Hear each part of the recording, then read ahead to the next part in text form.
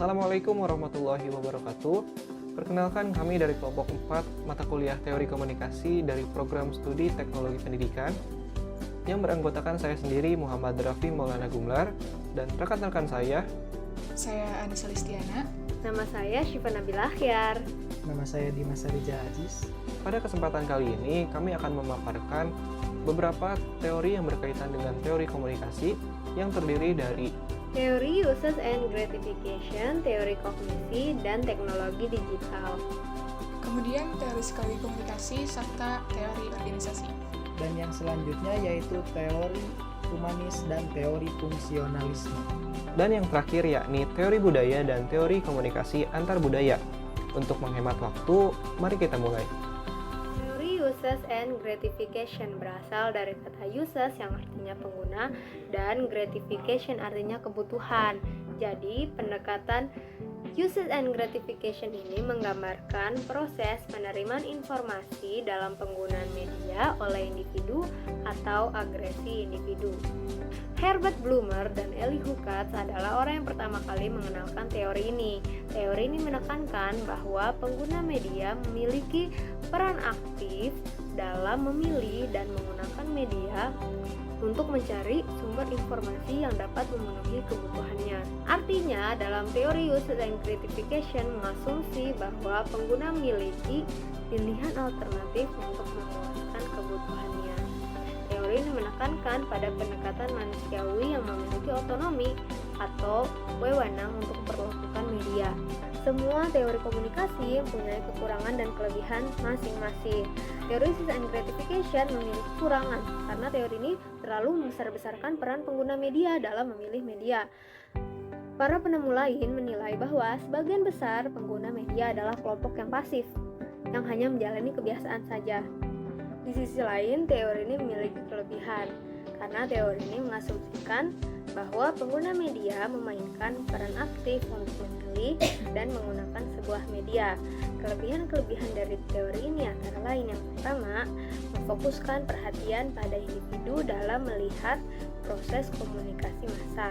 Yang kedua, respek pada kemampuan intelektual pengguna media.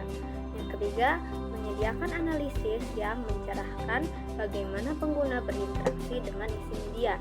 Yang keempat, membedakan antara pengguna yang aktif dan yang pasif. Yang kelima, mempelajari media sebagai bagian dari kehidupan sehari-hari. Yang keenam, menyediakan wawasan yang berguna untuk dalam proses adopsi terhadap media baru. Teknologi digital diambil dari kata teknologi yang berasal dari bahasa Yunani, yaitu tekno yang artinya keahlian dan logika yang berarti pengetahuan. Sementara digital adalah penggambaran suatu keadaan sinyal yang terdiri dari angka 0 dan 1. Jadi teknologi secara utuh adalah teknologi yang dioperasikan menggunakan sistem komputerisasi, sistem yang mengidentifikasi simbol untuk proses informasi yang lebih mudah, cepat, dan akurat. Teknologi digital berkembang didorong dari beberapa faktor. Yang pertama adalah penemuan komputer. Penemuan komputer ini menjadi awal dari perkembangan teknologi digital. Yang kedua adalah penemuan komunikasi digital. Setelah itu diikuti dengan lahirnya World Wide Web.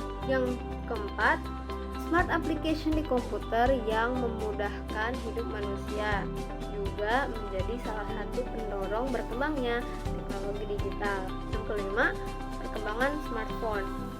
Yang keenam, lahirnya sosial media. Yang ketujuh, kemudahan yang ditawarkan oleh digital money. Nah, di zaman sekarang kita dapat menemukan produk teknologi digital dengan mudah di sekitar kita, seperti smartphone, laptop, kamera digital, dan lain-lain. Teknologi digital memiliki kelebihan. Yang pertama adalah mudahnya akses informasi, karena teknologi digital menggabungkan atau mengintegrasikan sumber-sumber informasi menjadi satu yang dapat dicari dengan mudah hanya dengan diketik saja kata kuncinya. Yang kedua, memudahkan proses kerja. Mudahnya akses informasi dan juga mudahnya berkomunikasi dari jarak yang jauh dapat membantu proses kerja. Yang Ketiga, beragamnya sumber belajar. Di samping kelebihan yang begitu banyak, ternyata teknologi digital juga memiliki kekurangan yang tidak dapat disepelekan begitu saja. Kekurangan yang pertama adalah perangkat teknologi digital yang mahal. Yang kedua adalah banyaknya pelanggaran hak cipta. Yang ketiga adalah kesalahan digital membuat informasi tidak tersampaikan dengan baik. Yang keempat, membuat kebiasaan untuk berpikir instan. Jadi, apa sih hubungan dari teori kognisi dan teori komunikasi? Jadi, kita mulai bahas dari teori kognitif. Dalam psikologi kognitif modern, respon kognitif merupakan salah satu komponen pembentuk sikap yang dikonseptualisasikan sebagai pengetahuan seseorang tentang sebuah situasi, objek, atau orang lain. Komponen-komponen pembentuk sikap ini pada akhirnya membentuk kognitif skemata yang memandu proses-proses informasi berkaitan dengan perhatian, interpretasi, dan pembentukan kembali stimulus. Pengertian respon kognitif dalam komunikasi dinyatakan oleh Belk dan Belk pada tahun 2003. Mereka menyatakan bahwa respon kognitif adalah beragam pikiran yang terjadi pada penerima pesan ketika membaca, melihat, atau mendengar pesan-pesan komunikasi. Pemikiran-pemikiran ini mencerminkan proses kognitif berupa reaksi penerima membentuk sikap menerima atau menolak pesan komunikasi. Dengan demikian, pendekatan respon kognitif dalam komunikasi menegaskan bahwa dalam proses persuasi, peran reaksi kognitif individu terhadap pesan-pesan sangat penting dibandingkan dengan pesan persuasi itu sendiri. Respon kognitif meliputi berbagai macam pemikiran yang mendukung pesan maupun pemikiran yang menolak pesan. Persuasi dikatakan terjadi manakala pengirim pesan mendorong penerima pesan untuk menghasilkan respon kognitif yang baik terhadap pengirim pesan ataupun pesan komunikasi. Di sini kita bisa lihat kan hubungan antara teori komunikasi dan respon kognitif. Teori psikologi komunikasi. Psikologi komunikasi terdiri dari dua kata, yaitu psikologi dan komunikasi, di mana psikologi menurut Miller merupakan ilmu yang berusaha menjelaskan, memprediksi, dan mengontrol mental dan peristiwa yang berkaitan dengan perangai. Sedangkan komunikasi menurut Hoffman merupakan proses di mana seorang individu sebagai komunikator menyampaikan stimulan yang biasanya verbal untuk mengubah perilaku orang lainnya, sehingga dapat disimpulkan bahwa psikologi komunikasi merupakan ilmu yang berusaha menguraikan, meramalkan, dan mengendalikan peristiwa mental dan behavioral dalam komunikasi. Kelebihan dari psikologi komunikasi merupakan dapat menghangatkan, mengakrabkan, dan menyenangkan antara pelaku komunikasi. Kemudian komunikator dapat bertindak persuasif, lalu ada juga terjadinya hubungan sosial yang baik, dan dapat mempengaruhi tindakan sehingga menimbulkan pengertian terhadap penyampaian komunikasi. Kekurangannya, dari segi kepentingan, komunikasi akan mendapatkan respon yang cepat dan tepat apabila pesan yang disampaikan bersinggungan dengan kepentingan komunikan. Jadi intinya komunikan yang akan selektif dalam menanggapi pesan tersebut. Lalu dari segi motivasi, jika seseorang memiliki motivasi yang tinggi, maka komunikasi yang diberikan komunikator akan semakin membaik. Sebaliknya, jika seseorang tidak memiliki motivasi, maka komunikasi akan terganggu karena orang tersebut akan mengabaikan komunikasi tersebut. Dari segi emosi memiliki keterkaitan dengan sifat, di mana emosi seringkali menjauhkan pikiran rasional yang berdampak pada komunikasi. Lalu ada teori komunikasi organisasi, di mana komunikasi organisasi terdiri dari dua kata, yaitu komunikasi dan organisasi. Komunikasi tersendiri memiliki arti yaitu proses penyampaian pesan dengan lawan yang bertujuan untuk mempengaruhi pemikiran lawan bicara. Sedangkan organisasi adalah suatu kelompok yang berisikan dua orang atau lebih yang memiliki tujuan yang sama, sehingga dapat disimpulkan bahwa komunikasi organisasi adalah pengiriman dan penerimaan berbagai pesan organisasi di dalam kelompok formal maupun informal dari suatu organisasi.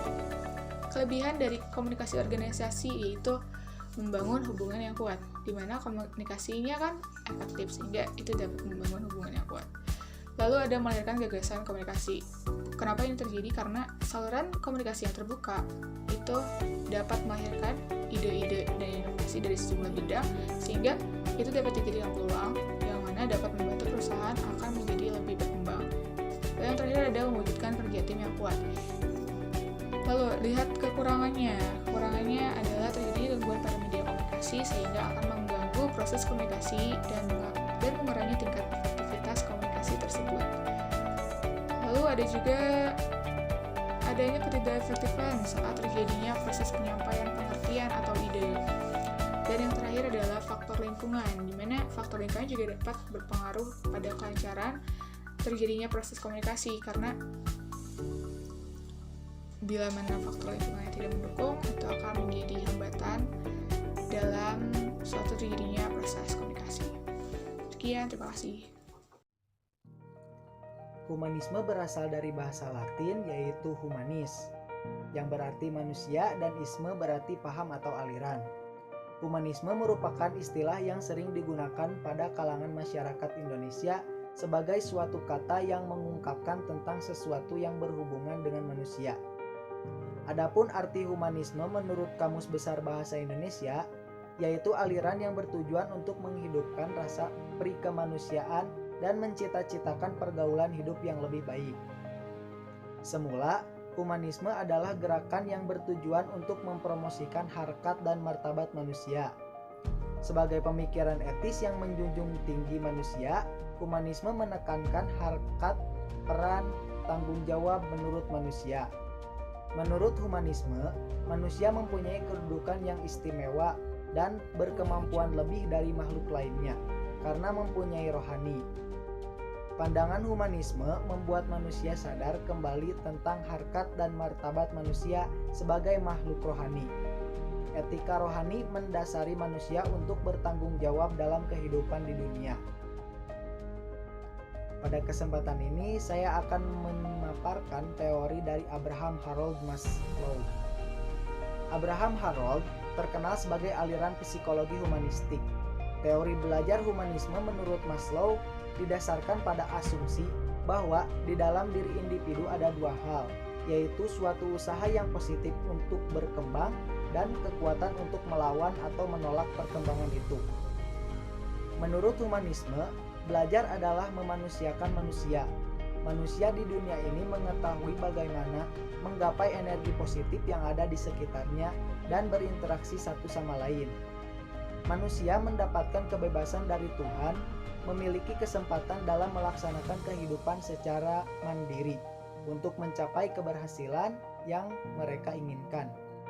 Sejalan dengan pemikiran tentang manusia yang berkembang dewasa ini, di mana manusia dianggap sebagai jati diri. Kelebihan dan kekurangan teori humanistik. Kelebihan teori humanistik yaitu yang pertama, selalu mengedepankan hal-hal yang bernuansa demokratis, partisipatif, dan humanis. Yang kedua, suasana pembelajaran yang saling menghargai, adanya kebebasan berpendapat, kebebasan mengungkapkan gagasan. Dan yang terakhir, keterlibatan peserta didik dalam berbagai aktivitas di sekolah, dan lebih adalah kemampuan hidup bersama di antara peserta didik yang tentunya mempunyai pandangan yang berbeda.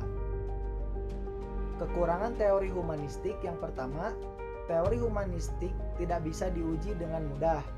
Yang kedua, banyak konsep dalam psikologi humanistik seperti misalnya orang yang telah berhasil mengaktualisasikan dirinya ini masih buram dan subjektif.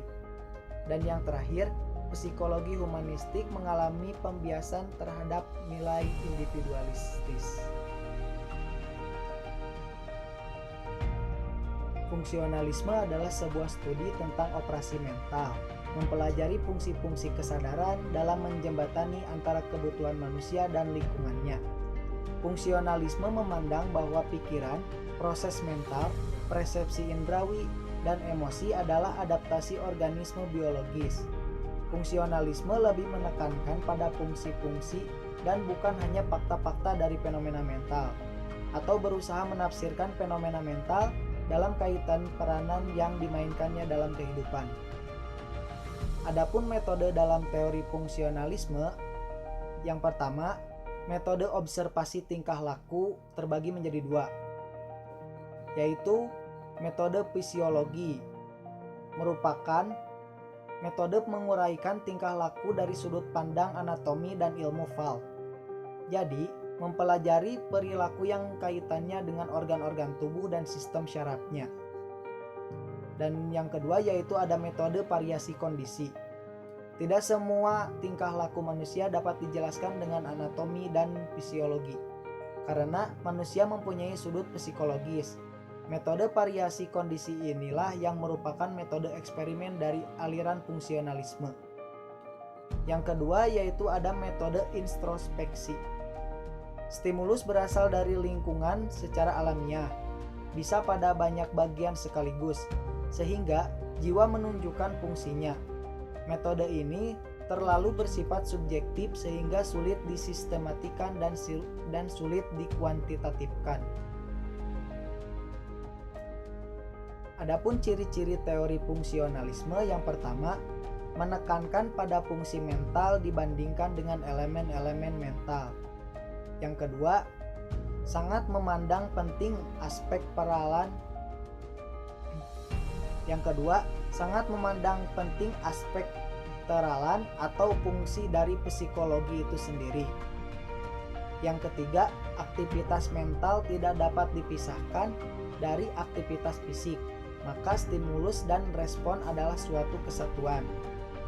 Yang keempat, metode yang digunakan tergantung dari permasalahan yang dihadapi.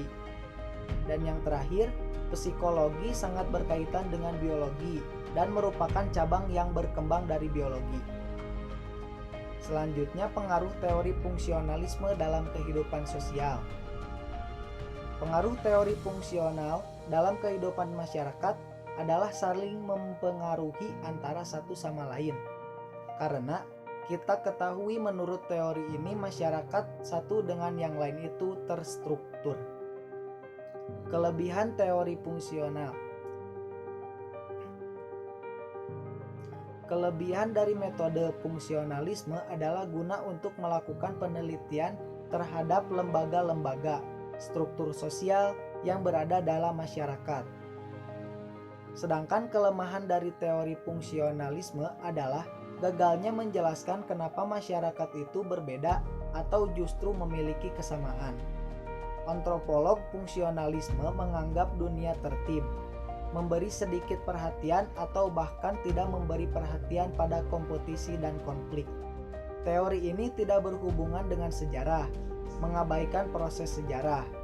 Teori ini juga tidak dapat menjelaskan perubahan sosial dan budaya, sebagaimana ia dulu memandang masyarakat sebagai suatu yang stabil dan tetap.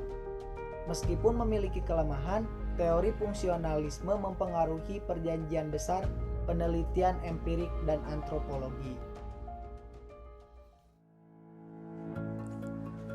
Yang pertama yakni mengenai teori budaya. Kita mulai dari pengertian teori budaya terlebih dahulu, yang mana menurut John Hartley pada tahun 2002, ia mengatakan bahwa yang dimaksud dengan teori budaya atau kajian budaya adalah kajian tentang budaya sebagai politik, budaya sebagai kehidupan yang dijalani, budaya sebagai teks, dan budaya secara jamak. Nah, sementara menurut A Dictionary of Cultural and Critical Theory pada tahun 2010, teori budaya juga disebut dengan kajian budaya yang merupakan salah satu tradisi penelitian yang meneliti konteks budaya sebagai hal yang penting untuk memahami media secara lebih akurat. Nah, kajian budaya memfokuskan perhatiannya pada penggunaan media untuk menciptakan keberagaman bentuk budaya yang membentuk kehidupan sehari-hari.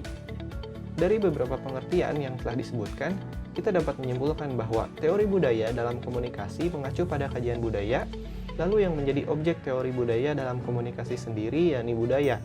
Budaya dapat diartikan sebagai teks dan kehidupan yang dijalani sehari-hari dan bukan sebagai objek yang memiliki nilai seni yang tinggi. Lalu yang selanjutnya terdapat karakteristik yang ada dalam teori budaya ini, yang mana menurut Zianuddin Sardan dan Borin van Loon pada tahun 2002, yang pertama, teori budaya dalam komunikasi atau kajian budaya bertujuan untuk menyelidiki berbagai macam persoalan yang didasarkan pada praktek kebudayaan dan kaitannya dengan kekuasaan. Yang kedua, tujuan teori budaya dalam komunikasi atau kajian budaya meliputi pemahaman terhadap budaya di dalam semua bentuknya yang kompleks dan menganalisis konteks sosial politik di mana budaya memanifestasikan dirinya. Lalu yang ketiga, teori budaya dalam komunikasi atau kajian budaya adalah sebuah kajian atau analisis dan tindakan atau kritisme politis. Lalu yang keempat, teori budaya dalam komunikasi atau kajian budaya memiliki komitmen terhadap evaluasi masyarakat modern dan tindakan politik radikal. Yang selanjutnya mengenai konsep.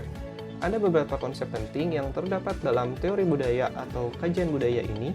Yang pertama yakni budaya itu sendiri.